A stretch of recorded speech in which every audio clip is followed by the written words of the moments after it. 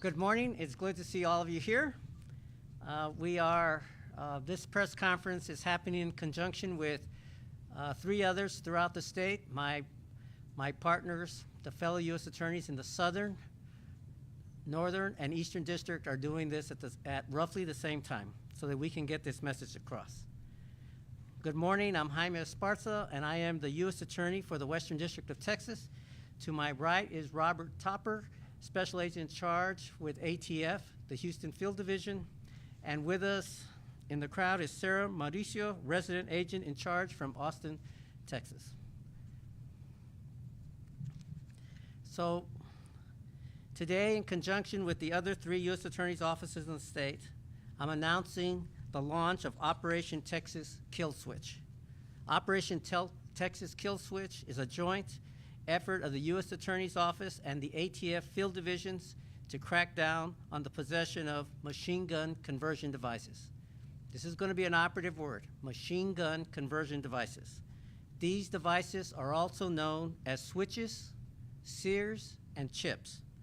And they're fairly simple devices, just a few inches long, made of metal or plastic, that convert commercially available semi-automatic rifles or handguns into fully automatic weapons, rapidly firing multiple rounds with a single squeeze of the trigger. Under federal law, switches themselves are considered machine guns. And with the exception of very limited circumstances, the possession of a machine gun, including the possession of a switch itself, is illegal and carries the maximum sentence of 10 years in federal prison. Unfortunately, we've seen a sharp increase in the number of switches on our streets across Texas, and they are alarmingly popular among juveniles. Switches have been used in many deadly shootings in the U.S., including one mass shooting at a Sweet 16 birthday party in Alabama last year. In Houston, a police officer was killed during an attempted arrest when the suspect opened fire using one of these devices. Here in San Antonio, we charged a member of the anti-government extremist group, the Boogaloo Boys, with felon in possession of a firearm. He had been manufacturing switches for AR-15 semi-automatic rifles and is now serving over 8 years in federal prison. As U.S. attorneys and federal law enforcement agents, our offices have been investigating and prosecuting switches for many years. But as the problem continues to escalate, we are determined to do more. Operation Kill Switch has two main goals. One, we encourage state and local law enforcement to be on the lookout for machine gun conversion devices. And two, we urge the public to report switches to law enforcement. As a member of the community, you can anonymously submit online tips to atf.org. Operation Kill Switch falls under the umbrella of Project Safe Neighborhoods. Project Safe Neighborhoods is a federally funded program, a nationwide initiative that brings together federal, state, local, and tribal law enforcement officials, prosecutors, and community leaders to identify the most pressing violent crime problems in the community. Together, we develop comprehensive solutions to address them, like this one today. Additionally, we are proud to announce that we have partnered with Texas Crime Stoppers to combat the proliferation of these machine gun conversion devices, these switches. And from now until August 31st, Crime Stoppers will offer rewards of up to $5,000 for information regarding switches or manufacturing devices being used to produce switches. Community members can call their local Crime Stoppers office at ** 8477 or ** TIPS at any time. By law, your identity is guaranteed to remain anonymous. And now, if you just welcome ATF Houston Assistant Special Agent in Charge, Rob Topper, who can dive deeper into these devices, and then we'll take some questions. Thank you, sir. That'll help. All right, good morning. My name is Robert Topper. I am the Assistant Special Agent in charge for the Bureau of Alcohol, Tobacco, Firearms, and Explosives, Houston Field Division. I oversee ATF operations here in San Antonio. I'm here today to speak about the growing concern of machine gun conversion devices in our communities. These devices, also known as switches, sears, or chips, as the U.S. Attorney mentioned, they possess the capability of turning semi-automatic firearms into fully automatic machine guns. Unlike semi-automatic firearms, which require a single trigger pull, switch-equipped guns can discharge multiple rounds with a single trigger pull, and in some cases, that firing rate outpaces military-grade machine guns. I want to highlight the danger that these weapons present. So because of that increased firing rate, these weapons are notoriously difficult to control and notoriously difficult to aim. That brings a much greater risk to innocent bystanders whenever they're used. ATF investigations have identified several sources of machine guns, or machine gun conversion devices, or MCDs. These include foreign manufacturers who illegally import them through e-commerce sites, as well as domestic sources.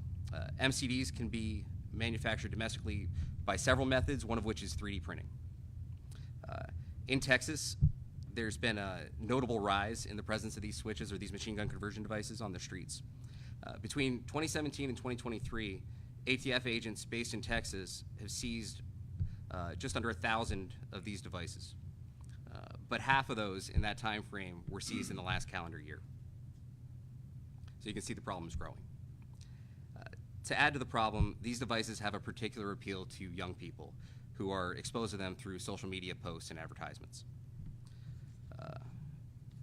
As Mr. Esparza mentioned, tragically these switches have been used in several fatal shootings across the country, including the death of an 11-year-old boy in a drive-by shooting in Cincinnati, Ohio, which then again highlights the uncontrollable nature of these firearms when they're switch equipped, or when they're machine gun conversion device equipped. And then again, in nearby Houston, a police officer was killed during an arrest operation by one of these modified weapons. The ATF is working with our law enforcement partners and actively investigating individuals involved in the possession and manufacture of these illegal devices. A machine gun conversion device by itself is illegal to possess. However, the danger comes when it's attached to functioning firearms. We've seen here in San Antonio that firearms are often modified with switches or machine gun conversion devices after they are stolen from law-abiding citizens. San Antonio, like other cities, has a problem of firearms theft from vehicles, and those stolen firearms provide a ready supply to those who would seek to equip those guns with the switches or with the machine gun conversion devices and then sell them on the black market. The widespread availability of these machine gun conversion devices poses a significant threat to public safety and requires our immediate attention. It's essential for us to work together, ATF, the U.S. Attorney's Office, the District Attorney's Office, local law enforcement, to address this issue and protect our communities from the dangers of gun violence.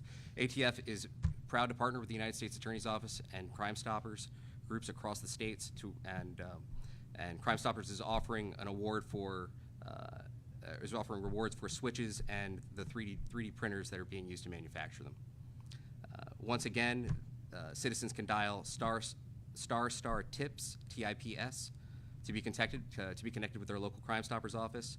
And if they want to submit a tip directly to ATF, they can go online to www.atf.gov/contact/ATF-tips. And I believe now we may have a video.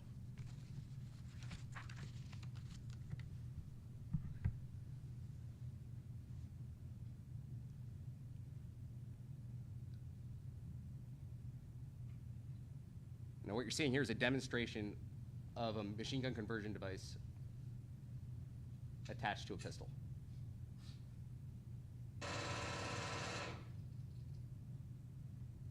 Now, a couple things I want to highlight. This agent that's testing this firearm with the switch equipped, with the machine gun conversion device equipped, he's well trained. He's got a good strong shooting platform, and those rounds are going where he intends. Generally, the folks that are attaching these devices to firearms don't have that much control over a weapon. And you can see how it's pushing him back.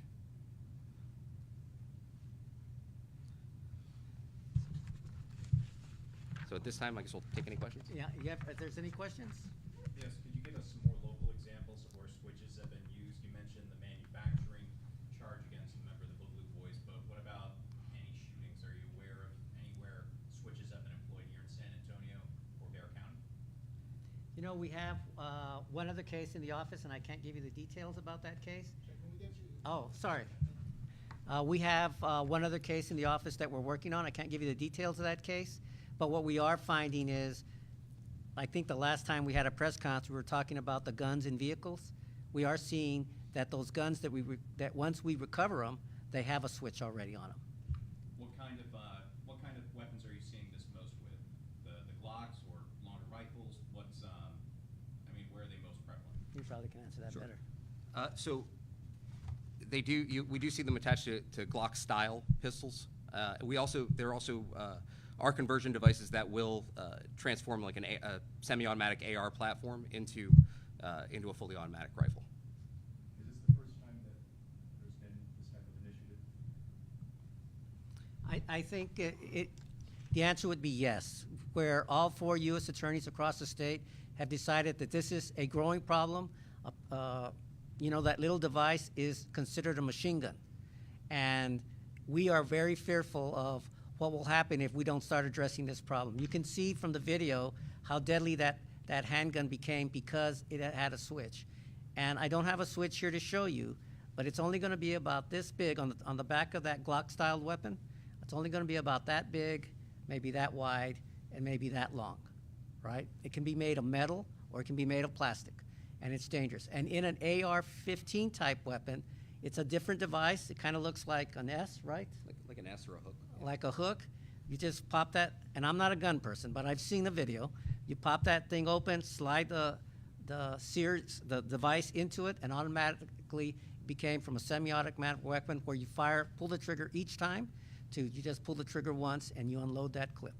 Are these people buying the switches? Are they manufacturing themselves? I mentioned 3D printers being utilized. How easy is it for someone, regardless? You wanna of try what that? okay.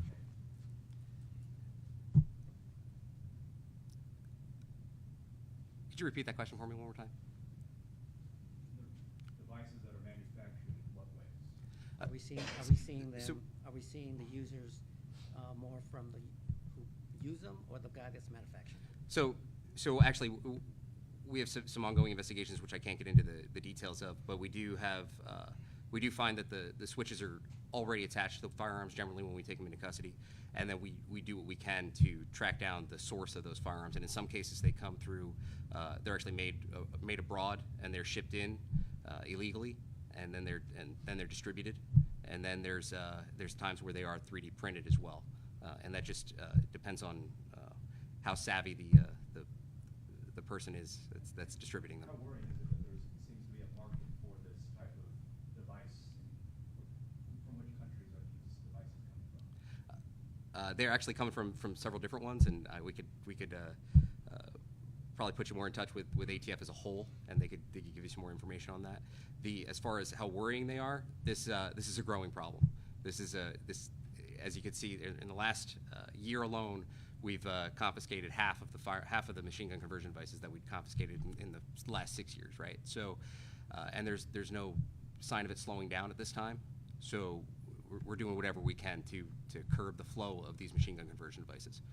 The penalty for getting caught with a switch is 10 years, I believe you were saying? Right. Correct. Is that also going for teens underage being caught with those switches? The law would apply, but we are working now with our state partners so that we can see if we can start working together, exploring the avenue of having state prosecution on these switches. So there's still there's some room to grow there, but we're hoping that we'll have some success. What is the status, the legal status of switches in Texas law? I mean, obviously, you're talking about federally, but Texas. Some jurisdictions, some jurisdictions are prosecuting them. I know that Harris County is exploring that, and they have been successful in prosecuting some. Bear County is also exploring that. I can't tell about the other jurisdictions. But I mean, the status under state law, is it also explicitly illegal, or are you only able to prosecute this on a federal level? Well, we can clearly prosecute it under a federal level. Under state law, it's more vague. it's more obscure. So Harris County is now exploring the statute, the weapons statutes, in order to prosecute them, and they are successful, and they have been successful doing that. And Bear County is now exploring that as well. It's not quite as clear cut, if I hope I'm answering your question. Why is it a gray area in state law? Just the way the law is written. You know, I think if you look at, I think our numbers are from 2017 to 2025, or maybe 2019, we had 1,000. We recovered 1,000. ATF agents covered 1,000 switches in Texas. And in 2023, 500 of those were recovered. So it's an ongoing problem. I don't think it's something that the state of Texas had to address so quickly, but now it's an ongoing problem that they're going to have to address. Sorry, did you say 1,000 in 2022 or this year? Sorry. In 2023, we covered, Texas ATF agents recovered 500 switches approximately. And over the last 6 years, we had recovered 1,000. So 50% of them were recovered last year. Is there an enhanced charge for manufacturing and distributing them?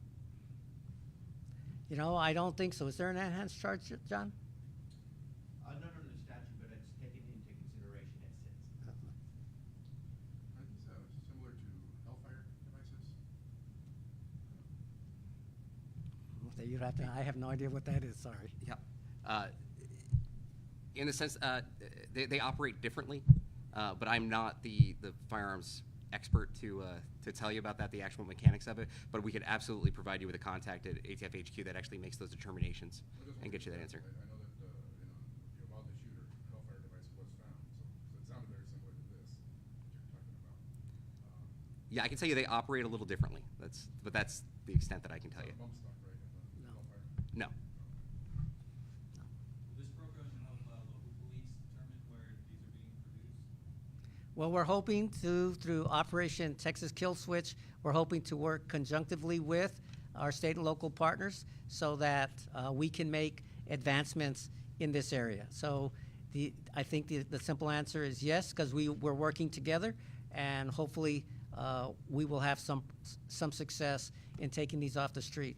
I mean, I think to your question, are we finding the switch or the manufacturer? I believe that both are dangerous, but what's really dangerous is one thing is to find someone who commits a crime with a weapon. That is already dramatically a problem. Now we're going to find someone who commits a crime with a handgun or rifle that uses a switch, which now makes it exponentially more dangerous, not only to law enforcement, but to those around them as a result of having put the switch on or adapting the switch to that rifle or handgun. I know that you mentioned that they were being marketed on social media and things like that. Could you be a bit more specific about how you're planning their marketing? And are you trying to proactively or preemptively catch these sales before they actually hit the street? When we locate them on social media, we do make every attempt to shut that down, and then to seek prosecution if able to stop the flow and go after that distributor. Have there ever been instances where you try to come across, hey, I want to buy a switch, but you end up a sting operation of sorts to catch the source of this individual? I don't want to get into any kind of investigative techniques. So we know this is a statewide issue, but how does Ware County compare to the other counties like Harris County, for example, in terms of finding these devices? Um, Do you have any data on I don't have any data on me at the moment, but I'll work on that and I'll have Michael reach out to you. Are these being sold in any regular gun stores, or are these all coming online or from home manufacturing? So, except under really limited circumstances, these are not allowed by anyone. They can't be sold in a gun store. These are all essentially black market sales. Wait, you said under really limited circumstances, such as? So there's some, and again, that has to do more with the industry side of ATF, which I'd have to follow up with you on the answer for that. But there are some very specific conditions that would allow a store to have them, but not to sell them. They wouldn't be able to sell them to the public. Yeah, so that would be, if you have some kind of level 4, level 5 license and you're selling between gun sellers or something like that. Probably something like that. But again, I'd have to get more specific from the industry side for you. Is there any onus being put on gun manufacturers to stop them from being able to be converted like this? Well, that's not that I know of. I know that some handguns and rifles can can be adapted with the switch or with the SEER, which is used for the RF-15 rifle, but I do not know that. You mentioned their popularity amongst juveniles and I guess youth suspects. Could you talk more about that? Why you think that you're seeing that and how that's manifesting? Well, I think that we just see we see juvenile crime as a serious problem.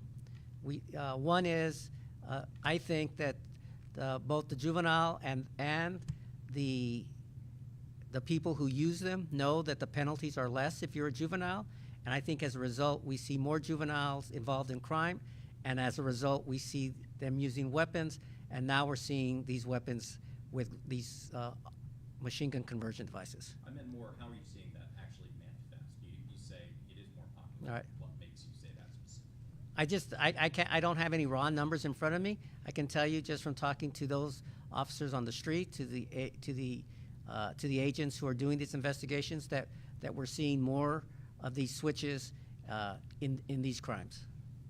I don't have a specific number. Boogaloo Boys, I guess like the case has already been adjudicated. Do you know the defendant's name? I don't, but I can get that for you. We can get that for him, Mike. You mentioned that the Crime Stopper award is for the device, I think the person who has the device, or also a machine that's being used to actually manufacture them. Is there a different penalty if you are manufacturing device than if you have possession of one? I think John answered that one. If they, Yeah, there's an enhanced statute for trafficking, so if you're trafficking those devices, that it's another statute. Possession of machine gun is a 10-year statute. remember that the switch itself is considered a machine gun. The switch itself. So how do you, y'all talked about it coming from out of the country, being shipped in abroad, and how do you look for that? I'm assuming it's a tiny little switch, the cops go through and put it in purse and luggage, or how would you find that coming up across the border, through an airport, something like that? Sometimes U.S. Customs and Border Protection is able to stop them at the ports. They'll throw, from a package inspection. Sometimes they're shipped with an alternate label. There's just lots of ways they're able to come in, but generally it'd be from shipping.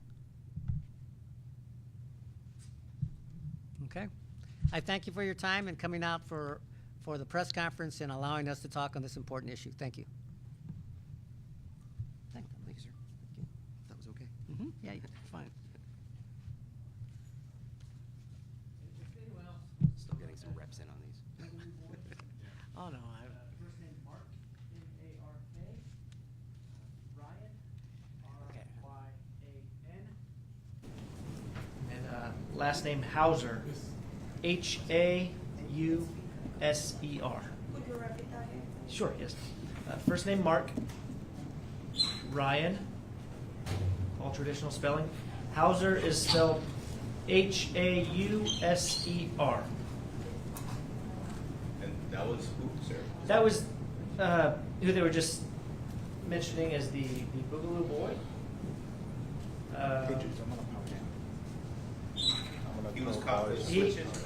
Right. So you can find that. I can actually send that to you with the file, the link to that press release. But yes, he was sentenced to 100 months for one count of felon in possession of a firearm. And that was June 8th last year. He was one that they said was pound distributed. He was selling them. Let me read about Mark Ryan Hauser, KABD's website.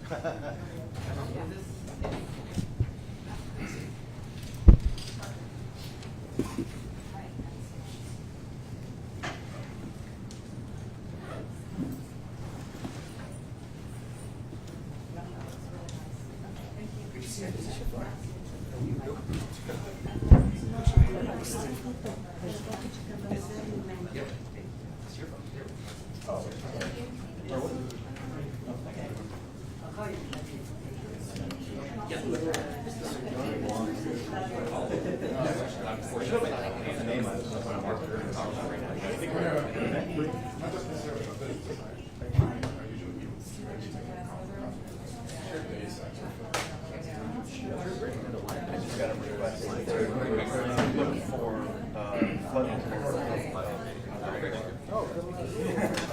What's the problem?